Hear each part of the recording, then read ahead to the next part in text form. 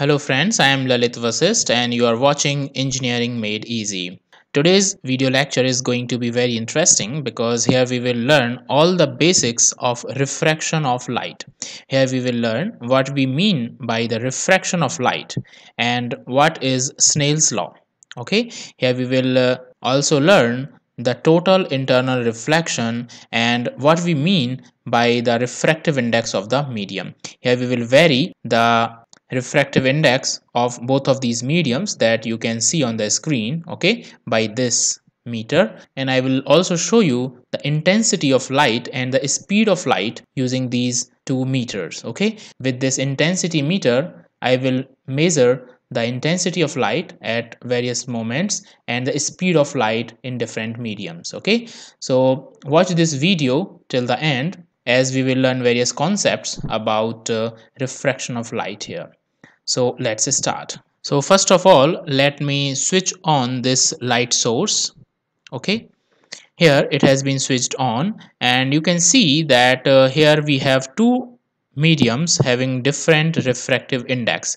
The upper medium shown in white color is the air medium. Okay, the refractive index is nearly equal to 1, and the medium that you can see here in blue color, light blue color, is the glass. Okay, see here, this is a medium of higher refractive index, that is 1.5. okay, so first of all you should know what we mean by the refractive index and what is refraction. So refractive index is nothing but the ratio of two velocities, the velocity of light in vacuum divided by the velocity of light in the medium. So the value of C divided by V can minimum be equal to 1 because V can be maximum equal to C because the velocity of light in vacuum is highest. Therefore, its value is minimum value is 1 and its value is always more than 1. So now what is refraction? Refraction of light means when the light ray travels from a medium to another medium having different refractive index, it gets bent.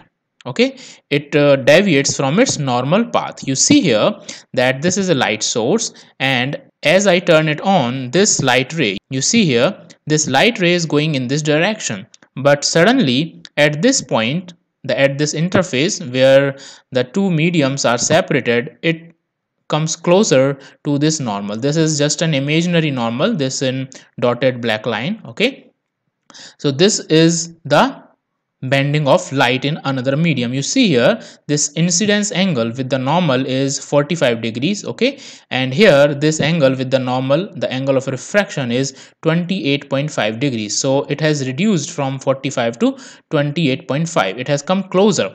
So what happens actually when the light ray moves from a rarer medium to a denser medium?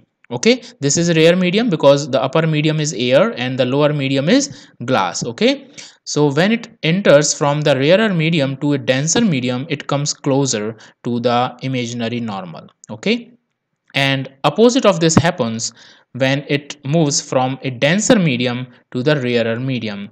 It means if I change the mediums, like let's say that I change this glass to air. Okay, I'm changing it to air, so it is rare medium, and I'm converting this air medium which is on top side to the rarer medium. Let's say make it water.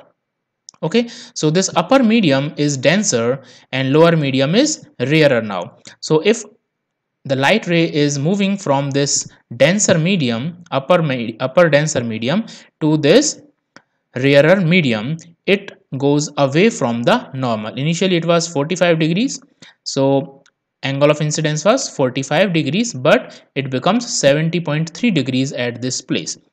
So the light has deviated, it has moved away from the normal when it goes from a denser medium to a rarer medium. So this is the refraction of light. Okay, now let's change the angle of incidence. If I keep on increasing this angle, this case is for the case when the light ray is moving from a denser medium to rarer medium. Now I'm going to tell you the concept of critical angle and the total internal reflection. What happens when the light ray moves from a denser medium to a rarer medium, okay, as in this case, because this medium, upper medium, is water having higher refractive index than the lower medium, which is air having lower refractive index.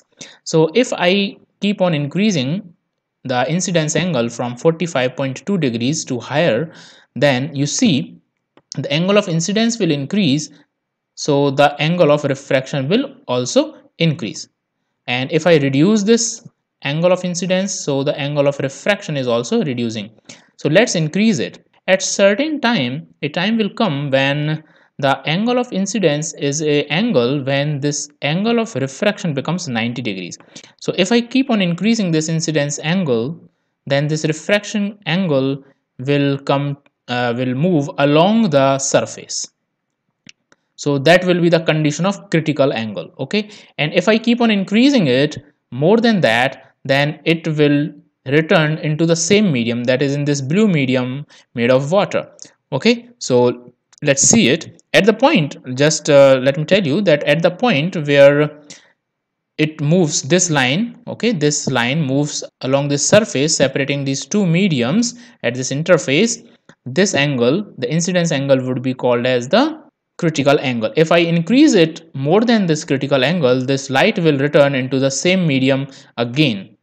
You see that it has now returned to the same medium, back to same medium, and no refraction is taking place. This is known as the total internal reflection. You see here, this light, this incident, this refracted light has continuously increased its value, became critical angle, and then returned to the same medium. So it is total internal reflection, because the light has totally reflected, not refracted. It seems like it is a reflection phenomena. You see here it is 49.3 degrees in both of these. The angle of incidence is equal to angle of reflection. So it is called the total internal reflection, but it is seen only when the light rays moves from a denser medium to a rarer medium. In optical fibers also this thing takes place. The light ray, the optical fiber has core and cladding, and the light rays moves from the core, which is the denser medium, into the cladding area, and it moves the total internal reflection phenomena takes place, and the light ray moves into the same core. They are confined to the core, okay. So the propagation of light in optical fibers takes place with the total internal reflection inside the core only. So this was the concept. Now I will change the refractive index of the medium and we'll see how it affects the bending of light. So let's first change it to this thing, that upper medium is air and the lower medium is, let's say, water, okay. Now this light ray is moving from the air medium to this water medium, from upside to downward. You see that this is the refraction of light, as it is moving from the rarer medium to denser medium. It is going closer towards the normal, because at the incidence angle is at this place is 30.1 degrees and the refraction angle is 22 degrees, so it is smaller, it comes closer to the normal, okay. If I keep on increasing the refractive index of this medium from water, let's increase it to the refractive index of glass, okay. So you see it has changed, it becomes more bent, it has come more closer towards the normal. But if I keep on decreasing the refractive index of the medium, then there will be less difference in the mediums. It means if I decrease the refractive index of this medium, let's say from towards glass to towards water, you see the bending of light reduces. It is going closer towards the incidence angle 30.1. If I keep on decreasing the refractive index and go towards the refractive index of the air, then this ray of light will be straight, the bending of light will be reduced. It is going towards 30.1 degrees, that is the incidence angle. And if I change the medium to air, then we have a straight line, because the upper medium and lower medium both are air at this time, and no refraction takes place, because the refraction of light takes place when there is change in the refraction, the refractive index of the medium, that is the density of medium, there is no change. So the light goes straight as if it is moving in the same medium, no change in the refraction. Okay, so this is the case of refraction. So what is Snell's law? The Snell's law of refraction states that sine theta 1, if I assume that this angle, let's change the medium to some extent so that you can understand the Snell's law.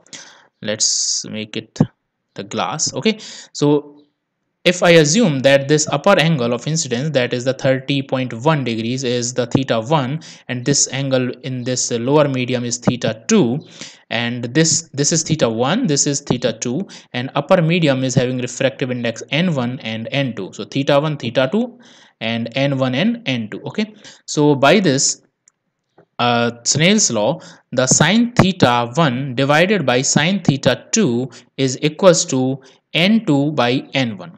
Okay, the ratio of the sines of the incidence angle and the refraction angle is equal to n2 by n1. And if the velocity in upper medium is v1 and velocity in lower medium is v2, then sine theta 1 divided by sine theta 2 is equals to v1 by v2. It means if the refractive index of the medium is high, then the velocity of light will be low in that medium, because the ray of light, the speed of light is high in vacuum, it is highest in vacuum, and as the density, as the refractive index of the medium increases, the velocity of light reduces. Okay, you can also check the velocity of light in different mediums also. This I have a speedometer, it can measure, you see that speed of light at this point is 1.00 c, that is the speed of light in, it is in air, because upper medium is air, so its velocity of light is equal to c. But if I measure the speed of light in the lower medium is what, it is the equal to glass, so it should be lower, it is 0.67 c. Okay, it is not equal to c, it is much lower than the speed of light in vacuum. If I further increase the density and you can say the refractive index of the medium, then it will further reduce. Okay, from 0.67 to 0.66. Okay, and from here it becomes 0.63, so it has reduced. But if I reduce the refractive index, that it means I make the medium less denser, then the speed of light will be higher. Let's decrease the density of light, so let's decrease it. Okay, so it has become equal to 0.81, that the speed of light has increased. You can also measure the intensity of light from this intensity meter. The intensity of light at this place, if I assume it to be if 100% at the incidence, okay, when the light incidents, and what it becomes when I measure it, the refracted light, it is 98.20%. it has reduced because some part has gone into reflection also, some part has also reflected.